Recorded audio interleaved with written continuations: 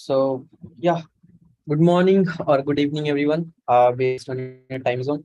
And we are here in this Wednesday call on Meshery development meeting, where we discuss about Meshery plans and overall development process, what's going on and what's to be expected next. So, yeah, so please drop your name in the meeting minutes if you haven't already. Conventionally, we have the tradition to get familiar with the newcomers on the call, and I believe Garvit has joined this call for the first time. At least I am seeing his phone for the first time. So Garvit, if you can say something about yourself. Hello everyone. My name is Garvit and I'm from India and I'm currently in my third year of college. And I'm really new to open source contributions, so yeah, I'll be learning for a while and then That's contribute. Yeah, that's great. Great. Yeah. Luckily, you have chosen a great community to start learning. Yeah. Great. Uh, Alexis, is it your first time on the call too? Oh, no, it's not. Okay, probably. Yeah, never mind. I just forget names and please pardon yourself. Okay, great. So, yeah, Neeraj, you are there. Yeah, I have joined some of the meetings, so not my first time. Thank you. Hi. Hi, everyone. Hello, yeah, I remember you from the last meeting. Okay, great. Then let's get rolling on the agenda items. Since we have, uh, you know, covered each one of you, at least the newcomers one. So, yeah, the first item is, congratulating to fall 2022 interns in the CNCF. So, Devapriya. So we recently had 7 interns joining us under LFX. So we have Nishant, Sahil, Uzair, Ruturaj, Harkirat, Harshit, and Cyril. So a very big congratulations to all of you. And all of these members have been in our community from much before this internship. They have already contributed so much in their various domains in the project. So it's great to have you join us. Congratulations once again. Congratulations, everyone, like those who have joined the internships this fall. Great, congratulations. Okay, uh, next item is by Kanika. Uh, Update page design to incorporate Meshmark. Something about Meshmark.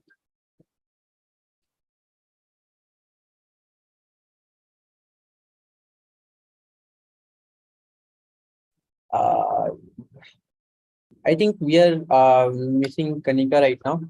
So we can move on to the next topic, right? We will circle back in case she joins it again. So this V6 residuals, like we have, released V6 and V0.6, and now we are planning for V0.7. But some of the residual tasks that are here will be discussed today in this call. So, Harkirat, yeah, first, what is yours? So, earlier, we were not able to view the pattern on the base of the ID. We were having displaying in the CLI. Now, we can view it pretty easily with this PR. And the other thing I'm working on this PR is we can delete application slash filter from the CLI. I think that currently we can't delete on the base of ID. That's next thing that I'm working on.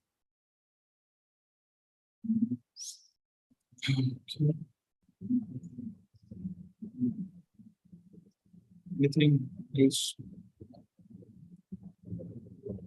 Okay, any comments here on improvement of Meshery SQL?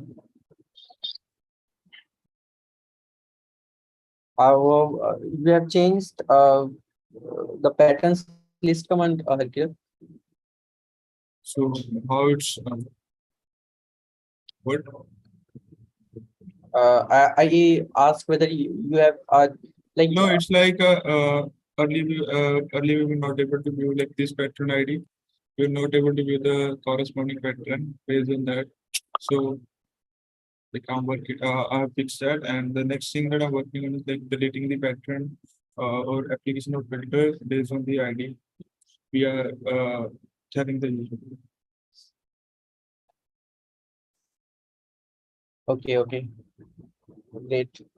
So pull number 6174 is the pull request that he has opened. So you can put your reviews if you have some time to review it.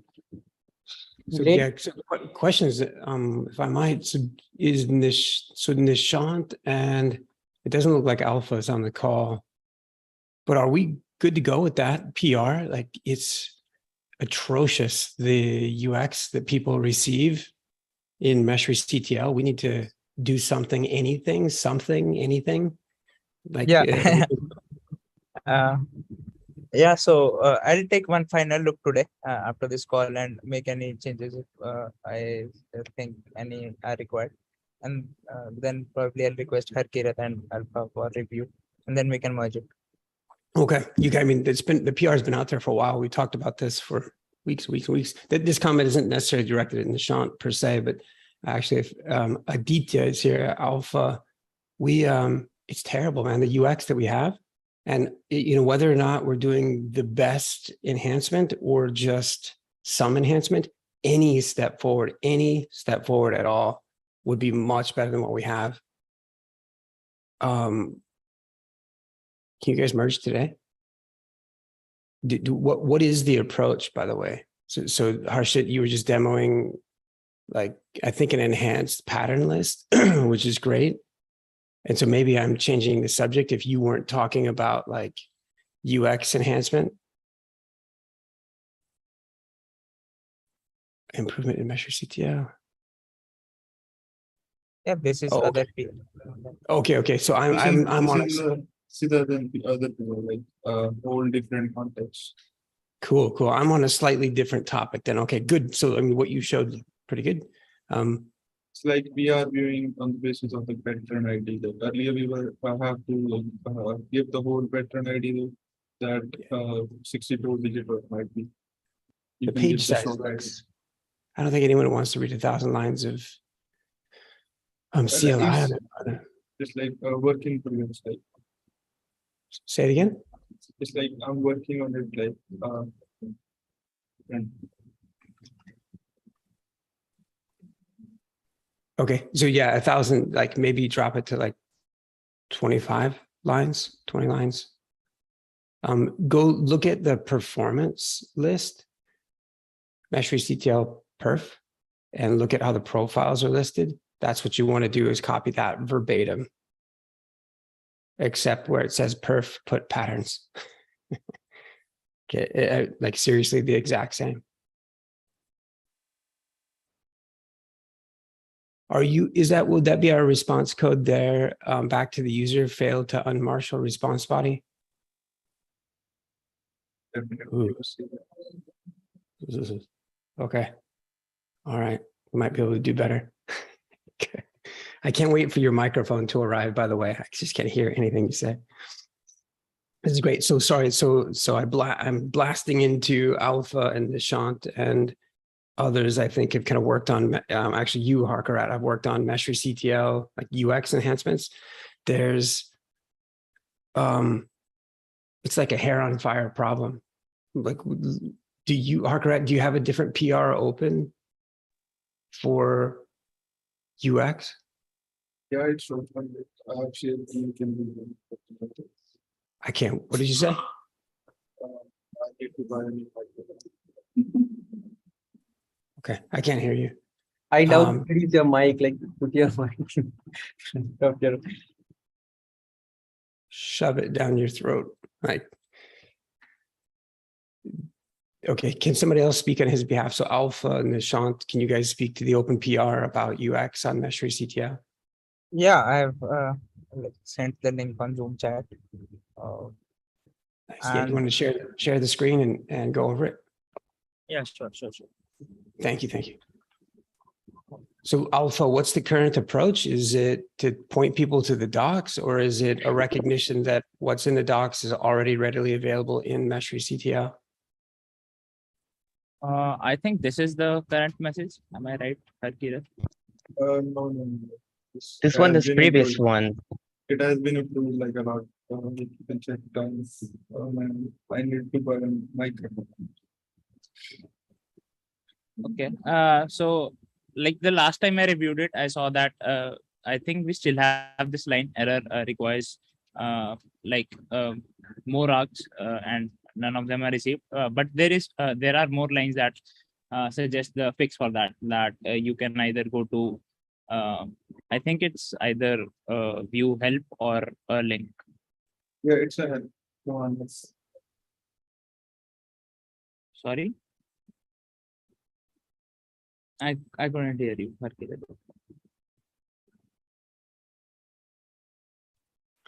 Yeah, okay. Alpha, can you speak to this, please? Yeah, right now before what the UX had is the error message like it's prompting the user to have the specific set of args like minimum 1 nogs required. You have that 0. We are trying to move away from that. So that's what the the PR um, objective is. So currently Harikret is doing the changes made, and we are near completion by the way. So yeah, I hope to see this PR gets merged once it's all approved from us. Nice. And do you know, is the approach to put in a response that has specific context for the command run, or is the approach different than that? Right now, the PR is being used with the inbuilt Cobra function such that it triggers certain kind of messages when certain kind of conditions are met. But I guess it's not fully yet completed, I guess. Is that right, Harikirat? Or have you completed on implementing the changes in full on your side? I have implemented all the changes that were required, like you suggested me. Like you can scroll down, like this is the old stuff.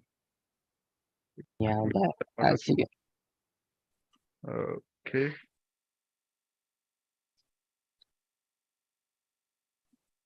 Okay.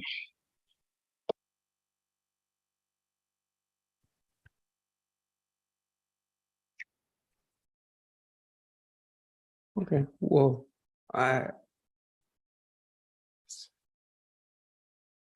so nothing like a pop quiz in the middle of somebody trying to present on something else, and some jerk speaks up in the middle of it and starts talking about some other PR. Sorry, I didn't know that it was a different context. Great. It actually sounds like you guys have done a fair bit of work on trying to enhance the user experience for the commands, which is immensely helpful. And I would say whether it is fully tied off or not, we should piecemeal go ahead and merge some of the progress in that way, because I think this has been open for a few releases, and it's not that this is taking forever, or that's not what I'm saying. What I'm saying is, of the stuff that you've completed thus far, it's acceptable and it's better than what we currently have. And so just even those iterative small steps forward is good. That's great. Okay, well, thanks for fielding that question.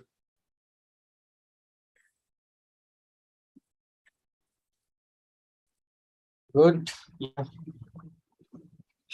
Okay, Rituraj, would you like to talk about Meshery performance testing in multi-cluster? Yep. Let me share.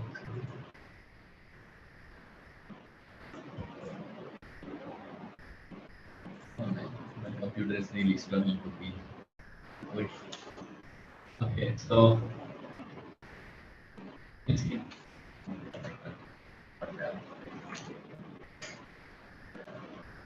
Uh,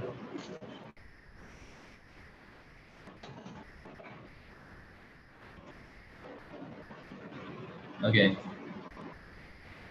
Okay. So my mini cube has been trying to stop since the last half an hour. But I have already run a test. I can show you how it looks like now. The thing is, earlier we actually necessarily we mandated the user to have a running Kubernetes context before they could run a performance test. But now that has changed. Like you can run a performance test uh, without any active Kubernetes clusters. So when you click on node details for such a test, you'll just see nothing, and the performance test will still run. So you'll have a performance chart and everything. And also another enhancement that's made is it's now consistent with multi-cluster and multi-context. So the context that you select will be the context that the performance test will show the node details for. Yeah, so that's about it. Just a couple bugs that I'm fixing. The PR will be ready by today.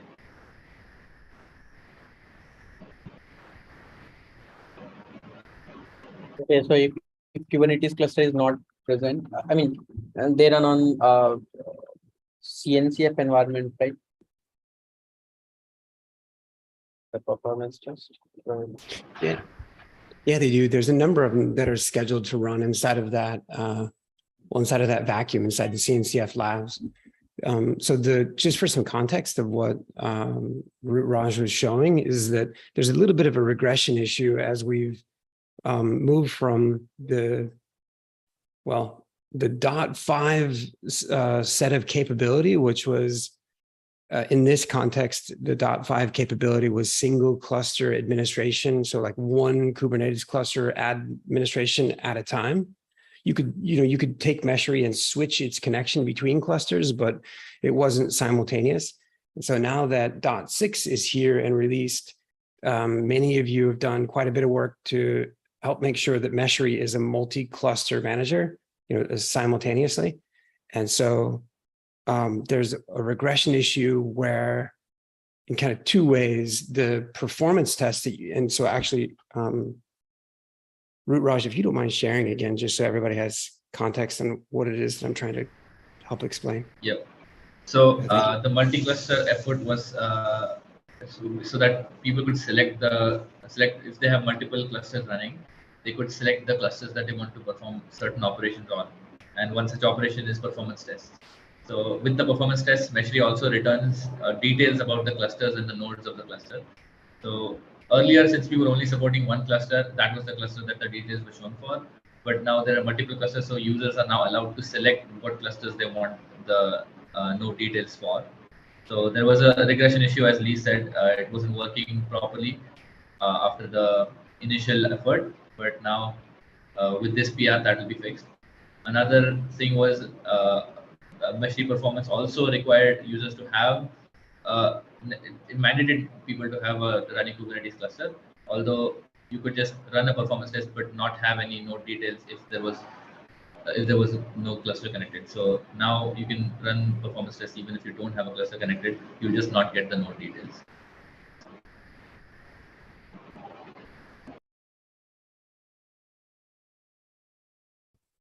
Yeah, and if you're like me, you need it covered like 3 times to fully get what the heck people are talking about. There's actually, I'm going to cover this one more time, and in part because there's a little bit of a discussion to have, Raj, and some consideration about the way that you'll be able to enhance this in context of multi-cluster. And maybe you've got this covered, and so this will just be good confirmation that you're headed down the right path. So one of the earlier pieces of functionality in Meshery was the ability to run a performance test. This performance test is generally aimed at answering people's questions on what's the overhead of a mesh? What is it? What cost am I having to pay for all of the value that I'm deriving? And in digging into that initially, Meshery ended up supporting 3 different types of load generators. And so as you go to run, add a performance test, like a profile, you choose your load generator. What you generally do is aim the Meshery's internal load generator at an HTTP endpoint. And there's been progress on supporting HTTPS, TCP, UDP, gRPC, NATs. Not all of those are supported today, but to varying degrees, the work is being done to support those things. Anyway, suffice to say, you point this to one of your services. Now, the intended design is that you would generate load against a service that's within your cluster that's running on a mesh. Maybe you run that same service off of a mesh as well. That's probably one of the first tests that people will do, is just what's the difference between being this service running on the mesh, running off the mesh. And then they start running it on the mesh and they start tweaking the configuration and kind of analyzing. And then over time, and then they make a choice about what mesh to run. And then over time, they rerun these tests. Maybe every time that they make a change to the service mesh configuration, every time they make a change to their cluster, they add another node. Maybe every time that they, I don't know if everyone caught that message just now. That's actually a good message to talk about. It's got good context for. Anyway, they run this continuously, right? There's some continual optimization that the project offers and will offer even more in the future. It's actually what one of the internships that we were talking about is about. So if you measure the throughput and latency that you can achieve against a particular service, actually whether it's on the mesh or not, you don't just, it's not enough information as you sit here and analyze the results. You can say, well, okay, it was this fast, I ran it for this long, this intensely, this many threads, except, just a lot of, here's my P99, and then you can run that, historically, you can do comparisons between them, overlay your graphs, it's fairly helpful. But gosh, if you're not also tracking what your service mesh configuration, what your environment is like, so your mesh configuration, the number and size of your clusters, maybe what else is happening on those clusters, well, then it's, you're not, the scientific method, says something, I don't remember what it says, it's been a couple of decades, but it says something like, don't let other variables affect, don't have a clean environment. Don't let other things that are happening, also be aware of your environment. If you're running this on, a 64 core machine versus a 1 core machine, you're probably going to see a difference in impact. So what machines were you running? Well, that's what Rutraj is talking about. He's saying that when a performance test runs at the, even this could be enhanced, but it's at the end of the test, Meshery will take a snapshot of the more significant details of your cluster. And in this particular case, it was this environment with a single node, these were the specs of that environment. And well, with multi-cluster support, what if you're running a test across multiple clusters and so Rutraj, that it might, so ultimately, I think that this might be something that you have to step forward with some very, very simple logic, maybe working up to advanced logic, because the user experience largely, when someone wants to invoke, someone wants to do a lifecycle command, or they want to take an action with Meshery, broadly speaking, they'll perform that action in context of which Kubernetes clusters they have selected. And so that action will be invoked across one or multiple clusters. Or if they're viewing a dashboard or a report, they'll be seeing the details for the connected clusters. I don't even know if my cluster is connected. So when they run a performance test, well, it's kind of the same mentality, or you would think it would be the same mentality where you'd click to add a new one. And depending upon what clusters you have active, the ideal UX here is that, and we haven't really achieved this, and this is something that something like MeshMap really helps with, is if I had 5 clusters up here and I uncheck 2 of them, so now I only have 3 selected, but there were 5 total, so we've got 5 Meshery operators reporting in information. If I only have 3 highlighted, that means I'm really only actively working with 3. So when I click to create my, new performance test, well, it's the Meshery dev meeting test, if I can spell.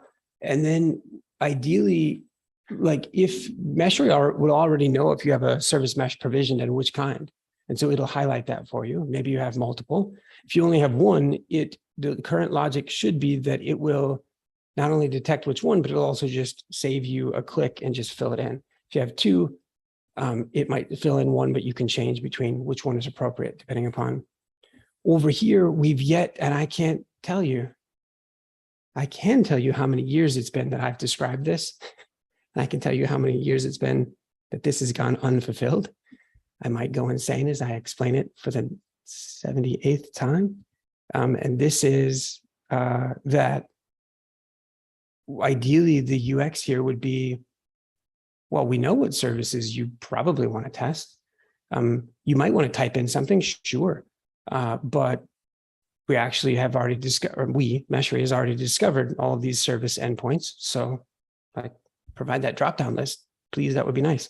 Moreover, don't show me, a list from all 5 of my clusters, only the 3 that I have highlighted, or that I've selected to work with. Also, if I have, there's a bunch of contextual details to just improve the UX. And Raj, I know that isn't your focus, but I say all of that to also say, well, in concept, if, you'd only, this test as it concludes and it snapshots environmental details about your clusters, it would do that only for your selected clusters. The reality is right now, there's not enough intelligence. We haven't built enough intelligence we have all the data. We haven't built the intelligence in to say, well, it would only be appropriate to, well, this service is linked to that cluster. So, well, wait a second, actually they're testing yahoo.com. They're actually not testing anything. And that's a legitimate test. And so it's like, well, okay, so should we snapshot anything? It's like, well, and so my suggestion to you is to consider ignorantly or grabbing the details of any available cluster.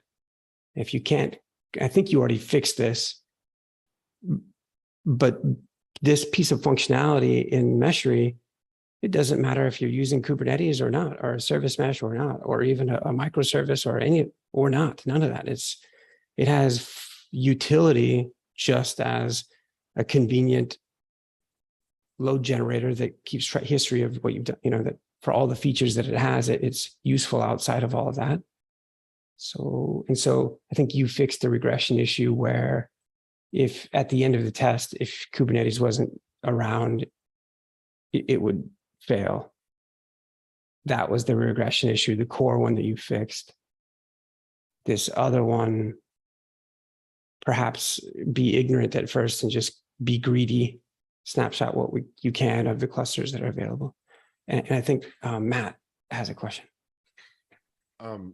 Hey, thanks. I just had a random idea. I don't know if it's already been thought about, but since you can have a URL to test that could be a cluster or could not be a cluster, it could be local, it could be some over the internet service.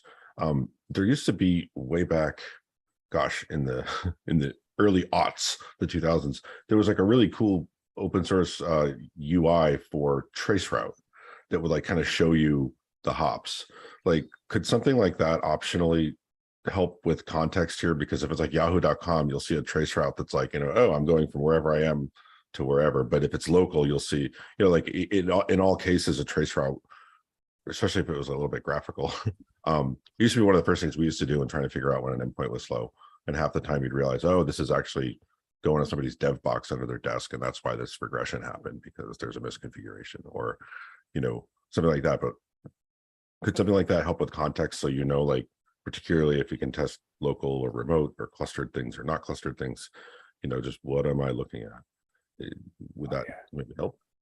Oh yeah. I think, completely.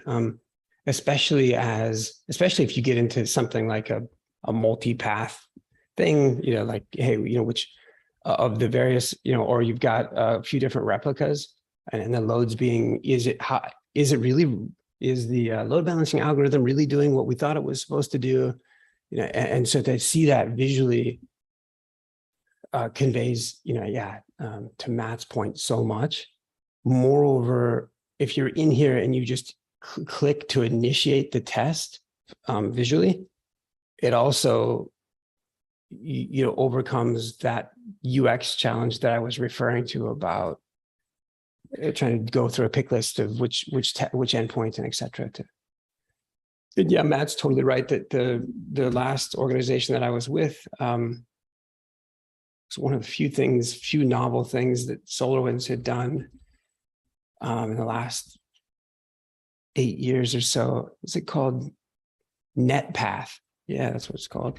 So, yeah, there was one called Traceroute GUI. I'll try to find a screenshot so people can see what I mean, but it was really cool too. It would do who is and like plot it on a map, so you could be like, oh, my test crisscrosses the East Coast 4 times, versus it goes to my own laptop, and just simple things like that. Oh wow, that.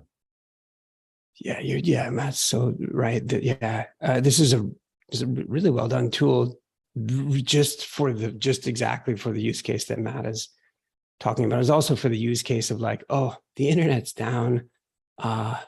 Is that us or is it them? and then administrators could visualize it and just come to understand, use it as a weapon against their service provider to say, no, it's you. We're waiting Yeah, it on sounds you. really easy until you spend like 3 days debugging something that's like, a DNS or routing misconfiguration or whatever. So Harshi, Raj, what are your thoughts about that suggestion in terms of capturing details? Pretty good. Yeah, that sounds good.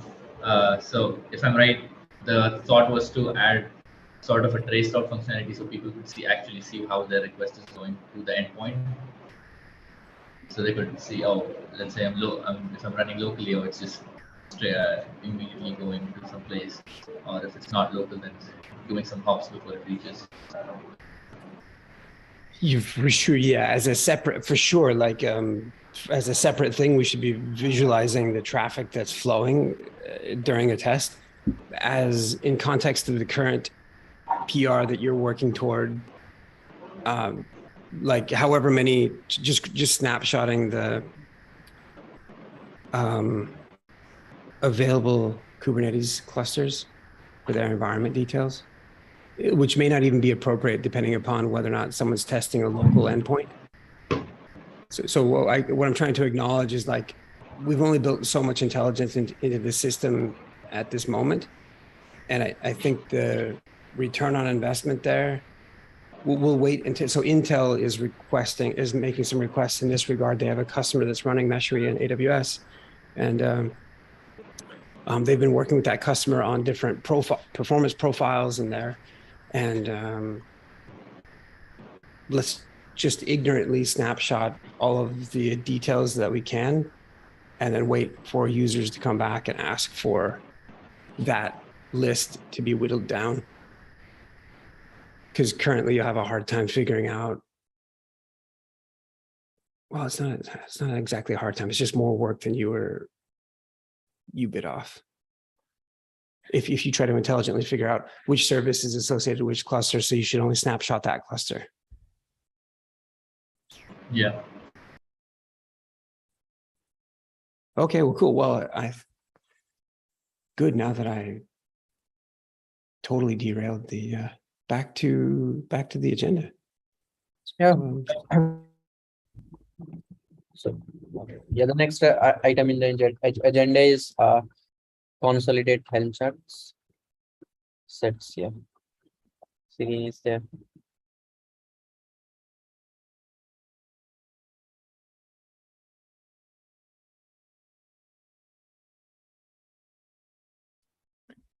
And so if Serene, or I don't know if Antoinette, she was going to attend. I think Serene has dropped momentarily.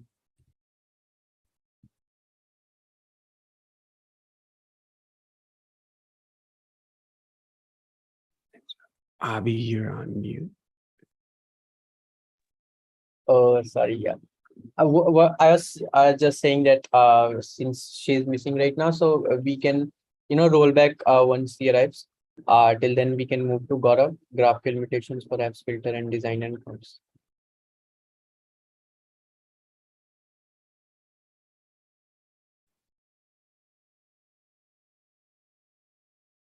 Gaurav is there, right? Oh yeah, no, sorry. He also called in sick. He said his stomach is not feeling well.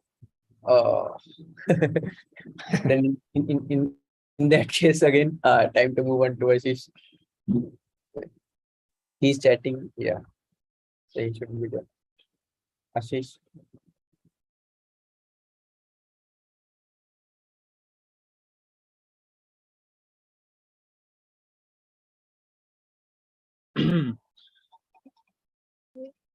Yeah, so I have a bunch of quick updates. So one of those updates is that there was some white spacing issue across adapters and as well as Meshery server that was fixed by this PR, where the white spacing or the formatting, I should say, was moved as close to the source. So when we register our components, be it Kubernetes components or adapter components, they are just before they are being registered, we are doing the formatting. So that the basically the fields that you see here, the options that you see here are not cluttered, like they come out of the box from their schemas that we get from their CRDs. So there are few, although there are few words that are needed to be added in the dictionary. For example, this CORS policy, CORS should be capital. Those things can be added inside of a dictionary iteratively as we find these things. So like, for example, this CA bundle needs to be C capital A and then bundle, and Pranav has taken this thing and he would add it into the dictionary. So other than that, this thing is fixed. After fixing this thing, there was one slight bug that came up, and I have fixed that bug. That bug was basically about in the registry we have. So basically, just before saving our component into the registry, we have the white spacing done.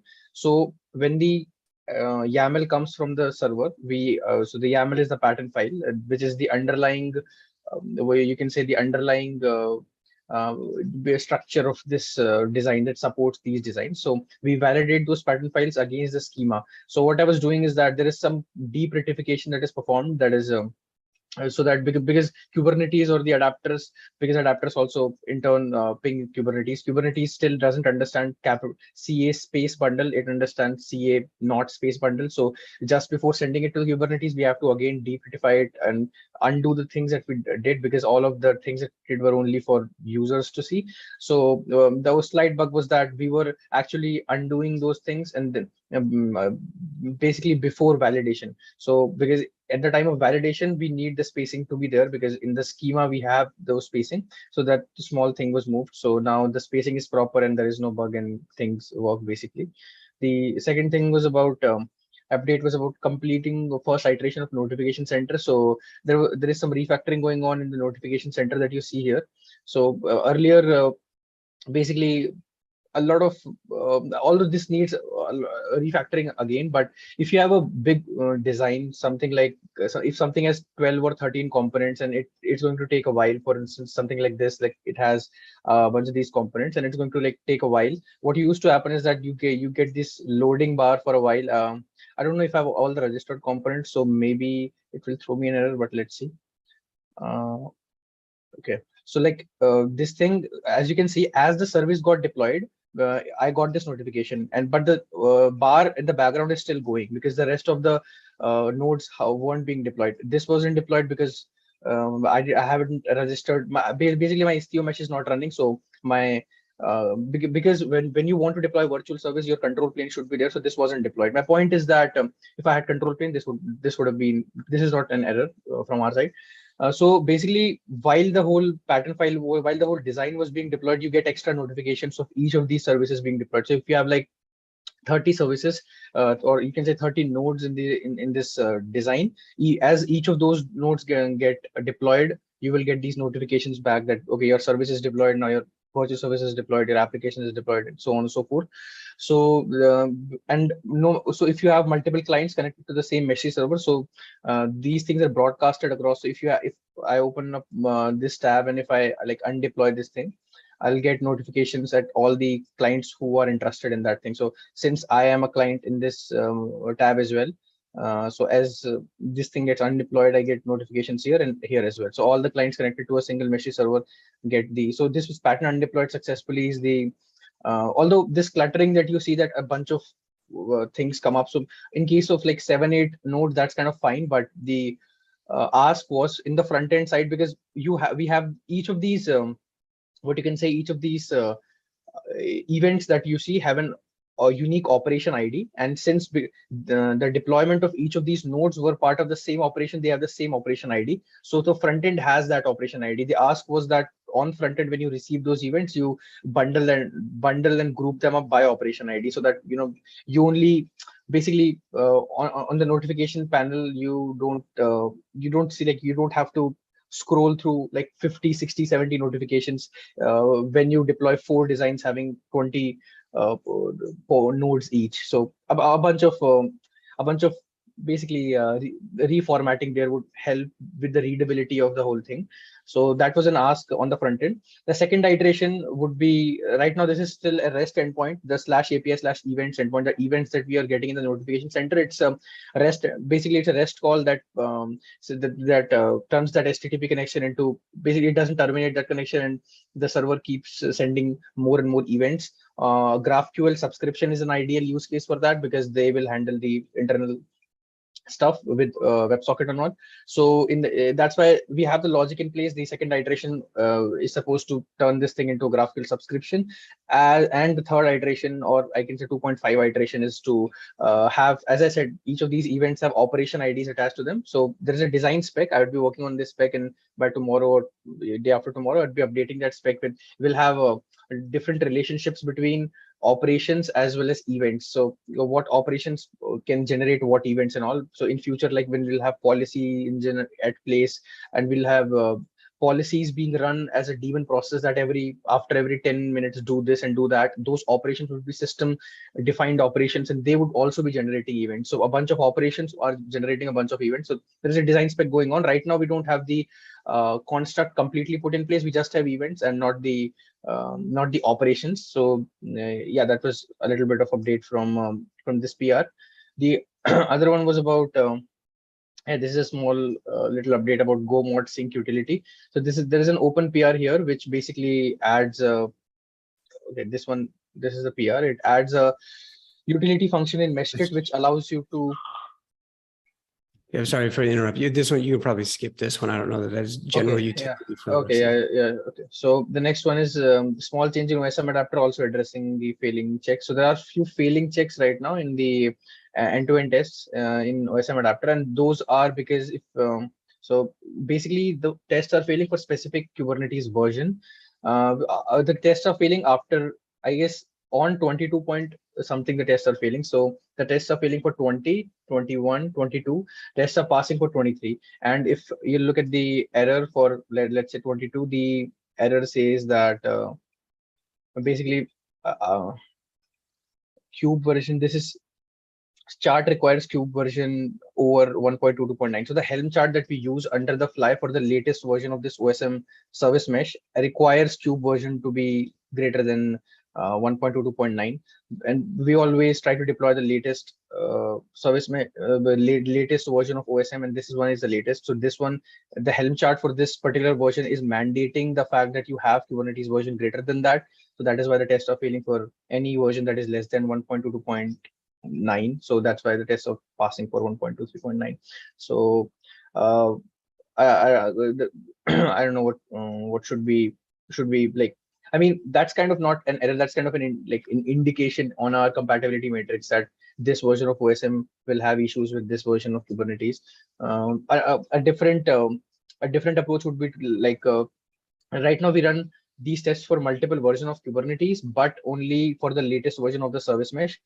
So there is if you in your head, if you define the relationship, we take the latest version of Meshery we take the latest version of the service mesh, we take the build of the adapter against which we are performing the test, and we take these 3 or 4 versions of Kubernetes. We in conjunction, all these tests are a combination of like these things. So, but here, as you can see, we only test it against one version of the service mesh itself. So we can have multiple versions of service meshes for which these tests would be run, so that for few of those the test would actually pass. So if anyone has any suggestions regarding this.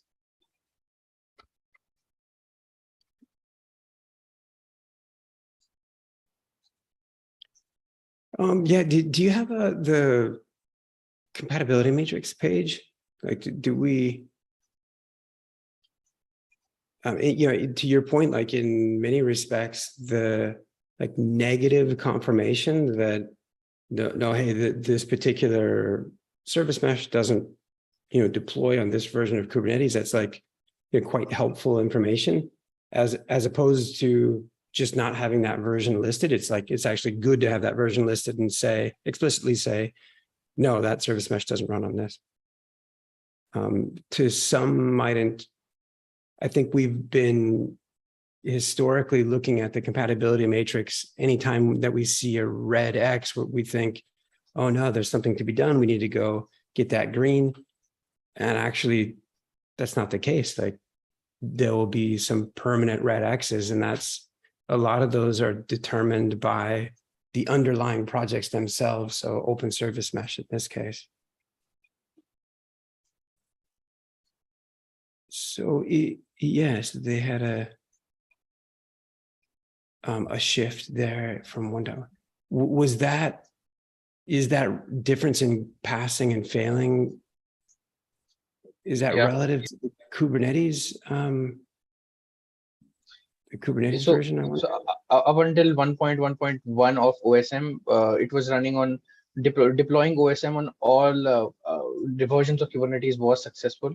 And actually, this green is still pretty skeptical about this green as well, because here again it only shows one Kubernetes version, but we run it against 4. So I guess these would be green if we were showing these for other versions as well. Just Aditya, if you're here, just note to take. But yeah, this shift that you see here is because they went from 1.1 to 1.2, and on 1.2 their Helm charts are not supporting. They're requiring the cube version to be greater than 2319. Nice. Yeah.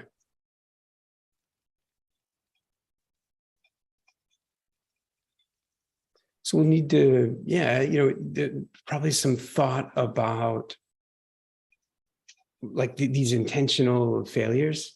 At this point, you could say, so should we keep testing OSM against a known, you know, Kubernetes version that doesn't work? It's like, well, that's probably a waste of cycles, and it's kind of confusing to, okay, so how do we go about permanently marking, you know, something is not supported? Should we use a different icon maybe to represent the fact that there's a difference between, you know, a bug in the system versus just something that's never going to, you know, so as we were to deprecate that Kubernetes version from the tests that run in that adapter, that might be the point in time in which we make a static entry in the compatibility matrix as well. Just something to think about, something that we certainly need to take a note about. So otherwise, we're going to get emails saying things are failing. We're going to get people asking, why is this red? When is that going to go green?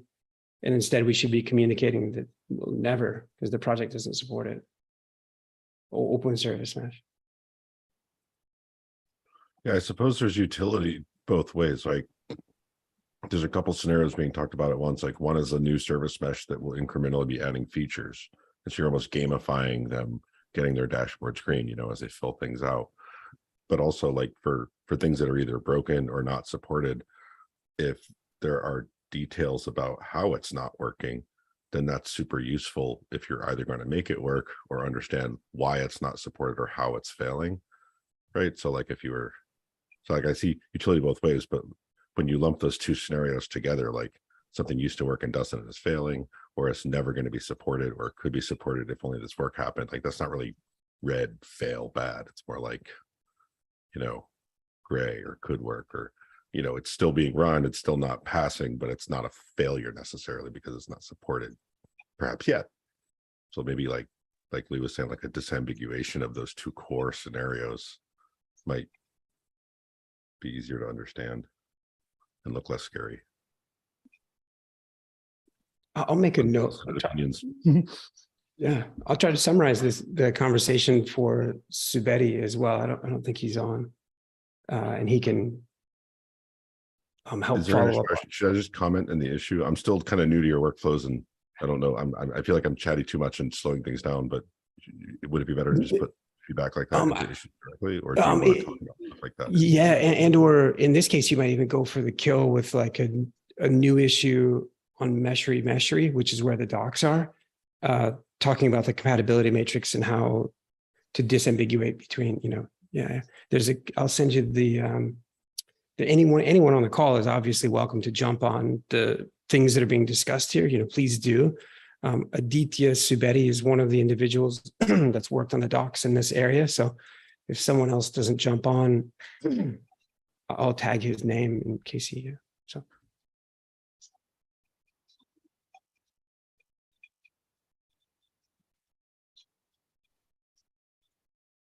Okay, while you're writing the summary of the feedback, let's move on to the Syrian. Essentially is back now. Consolidate Helm chart sets. This one is the full request. Hello. So this PR is made in order to get rid of the duplication of Helm charts under Helm Meshery and Helm Meshery operator. So before we had, for example, the adapter charts, they both existed under Meshery and under Meshery operator. That was done so that we could deploy Meshery with operator and also deploy operator on its own. Now that Helm gives us the possibility to refer to existing local charts, what I did here was I deleted the unnecessary charts on the Meshery operator and only kept their broker and, well, I'm not sure if it's gonna be very clear seeing other changes because they appear to be so many. But yeah, maybe I can share my screen, kind of show you on VS Code how it looks. That'll be clear. Please. Okay. Okay.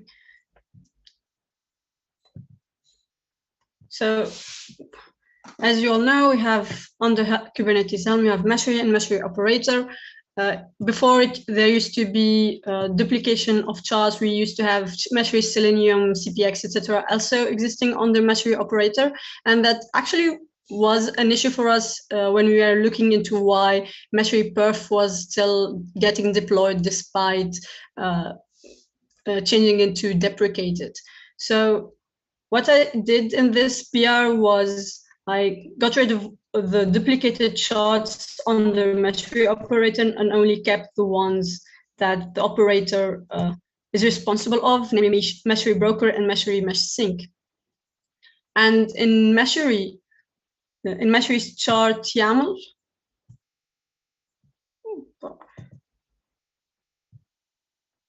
Meshery chart YAML, I then refer to the operator's chart using file dot / That's kind of how you refer to an existing local Meshery local chart.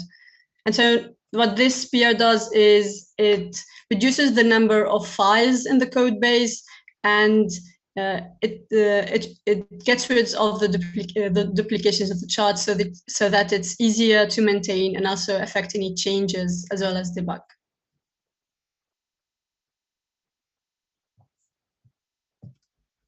Yeah.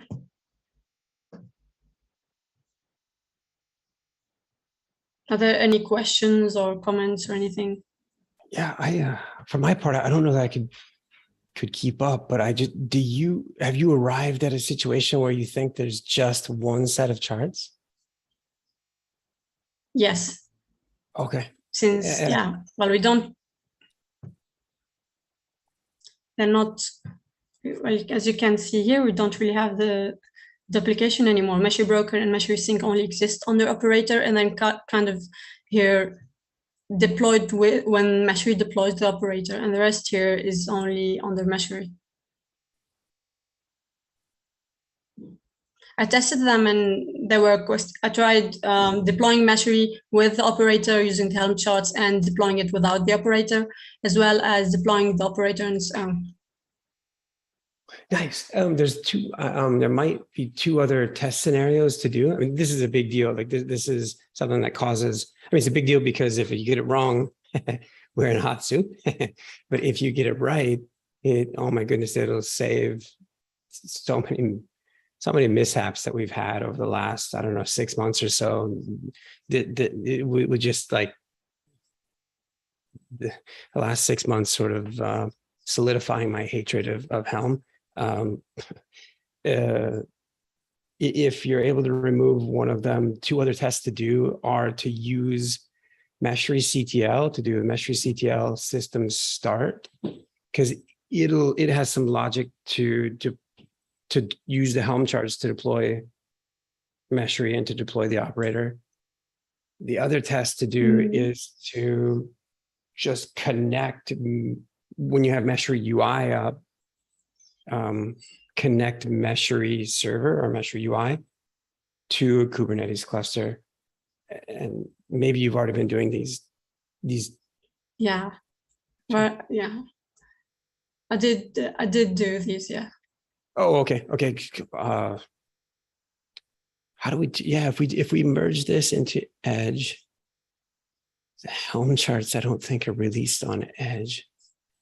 But if you've got a copy of them locally, yeah, anyway, it's a big, has anybody else verified? Ashish, have you done a test of this by chance? Yeah, I'll be doing it after this call.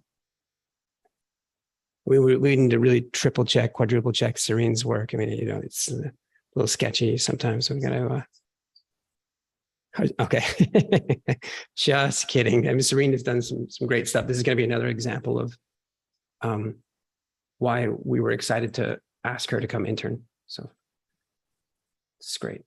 So does the upgrade case just work, or does it need to be supported, or is it like a remove it and then install it workflow? Like whenever you refactor like this, like it's a great that's a long, let me point you to a visual diagram of upgrades. and there may be, never mind, I don't want to open a can of worms. Yeah, no. Well, yeah, it is. That's why I'm hesitating. But it's a good question, and we should answer it. We should reflect on whether or not we may have a loophole, or like I think upgrades are addressed, and there's paths. But in this particular case, there may be a loophole, and maybe we have a loophole in general. I'll point you to a doc because it would be really good to get your eyes on it.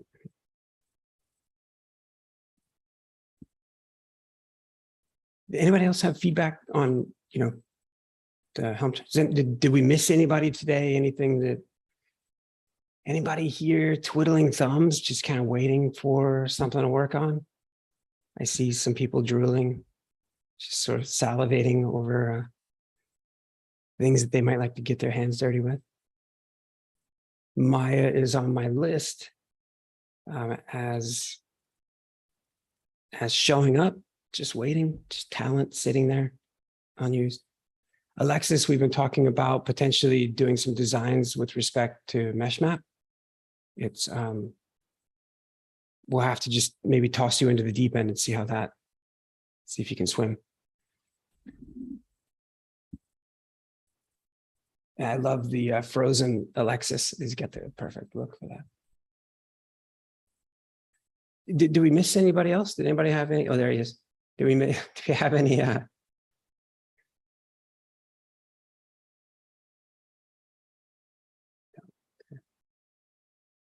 Avi, Yeah. To you.